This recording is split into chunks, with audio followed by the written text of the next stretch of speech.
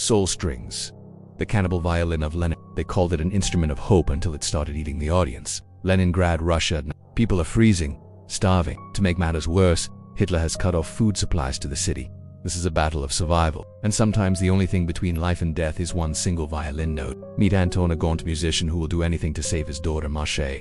The Nazis have set up a concert. Whoever plays the best music will receive a precious gift, food. But there is a catch. You must use this bow. It belonged to a famous violinist who died mysteriously. When Anton took the bow, he felt a jolt of energy surge through him. He had no idea it was dipped in the blood of its previous owner. Playing Shostakovich's lullaby, Anton pours his heart out onto the frozen strings. His music stirs the audience. They dance and sway, entranced by the melody. But the longer they listen, the weaker they become. Golden particles rain down from the violin. At first it seems like magic, but then it becomes clear. These particles are stealing the wrinkles from the crowd's faces and giving them to Anton instead. When the song ends, the people collapse, their bodies drained.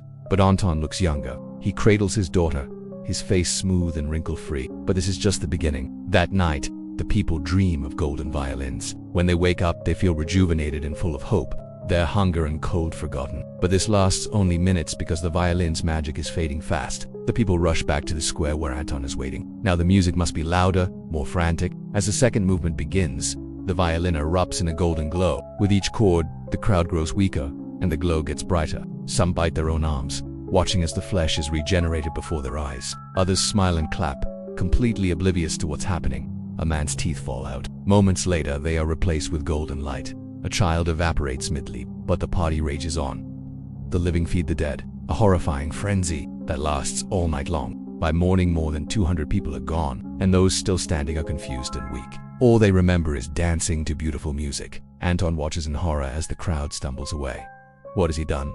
Guilt and fear turn his hair white as snow. That's when he notices something strange. His fingers bleed golden ichor. Suddenly he doesn't feel so young anymore. Each note he played has taken a piece of his soul. The violin isn't just an instrument. It's a monster, feeding on the life force of the innocent, and there's only one way to stop it. Back in the square, Anton collapses. Before he fades away, he sees Masha crawl toward the violin. It calls to her like a beacon of light. Years of war have made her tough and resourceful. She doesn't know how or why, but she feels compelled to play. As she brings the violin to her face, we flash back to 1914. They're exhausted and starving. Suddenly, they see it, a giant tree with golden roots, promising warmth and salvation. But when they cut into the trunk, it bleeds a crimson sap.